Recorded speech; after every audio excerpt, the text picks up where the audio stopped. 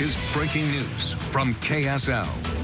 Good morning. Thank you for joining us on KSL today. I'm Tamara Baifanua. And I'm Deja Brown. We are following breaking news out of Tremonton this morning, where we are learning 2 officers were shot and killed and a 3rd right now injured after an overnight shooting. We have team coverage of this incident this morning. Brian Carlson live there at the scene of the shooting in Tremonton.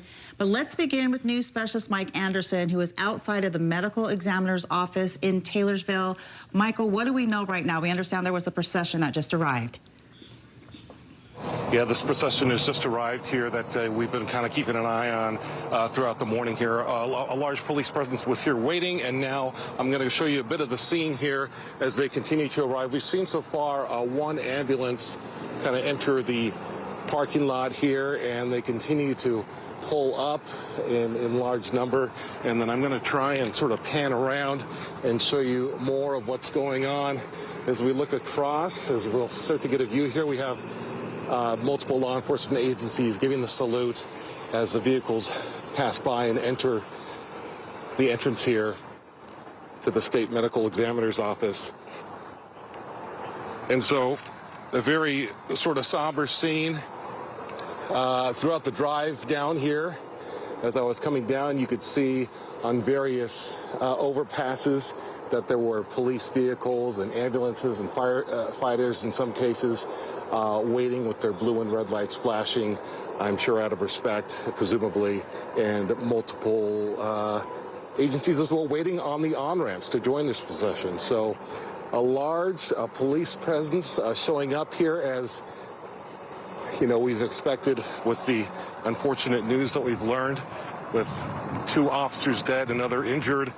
A very sad and difficult morning here for law enforcement, but a lot of them here just trying to show respect and salute and have their presence here as those officers arrive in the ambulance. Back to you. Mike Anderson reporting live for us. The medical examiner's office in Taylorsville, certainly an emotional scene as we see law enforcement pulling in to pay their respects. Continuing our team coverage this morning, let's go to Brian Carlson, who has been live at the scene there in Tremonton all morning for us. Brian, what's the latest? What do you know? Well, Tamara, now that the sun's coming up, we're getting our best look here at the crime scene of where these deaths occurred here last night, where these officers were shot and killed.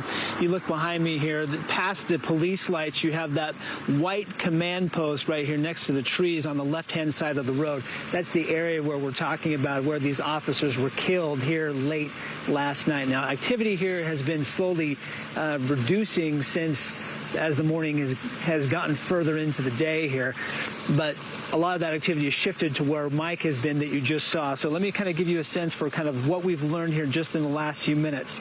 So here's what we know. Last night, Tremonton Garland police had received multiple 911 hang-up calls for a house in the neighborhood I just showed you.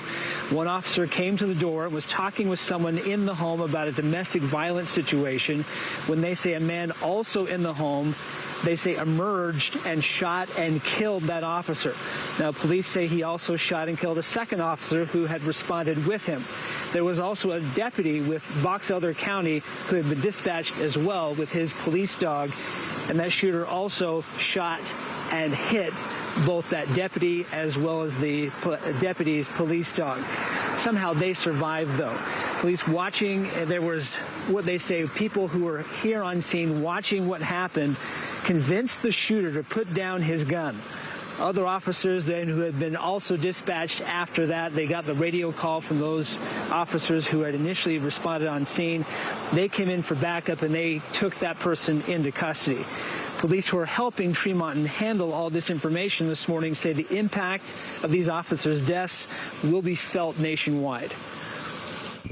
I think it leaves a big impact when any officer is involved in something like this. And it affects not only the officers here in our community, but also all over Utah, all over the nation. Now, police do say there's no current threat to the public. The person arrested, they say, is now in the Box Elder County Jail. The police are asking people to avoid this area. The investigation is still active, as you can see with the police lights here behind us this morning. But there's still a number of unanswered questions as to who the shooter was. We are getting reports of people telling us who that person might be, but waiting for confirmation on that here this morning.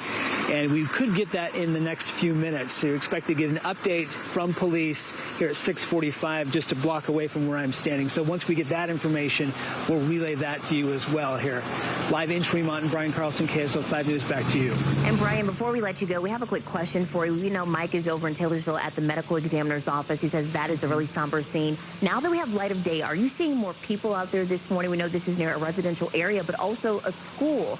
Do we have any information on how that may impact people in the area? Well, you do have people waking up and going about what they would think of their normal kind of Monday morning routine. In fact, I just spoke with a man a couple minutes ago who had no idea what was going on. And so they go about and they're kind of seeing all this police activity here.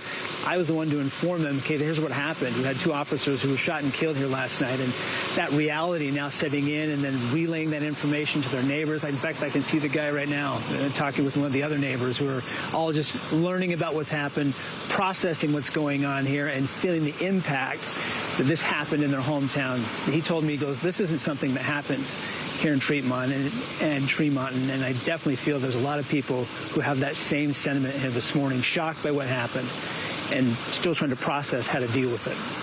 Brian, thank you so much. Thank you for keeping us updated, but also doing your part in keeping that community updated this morning. Thank you so much.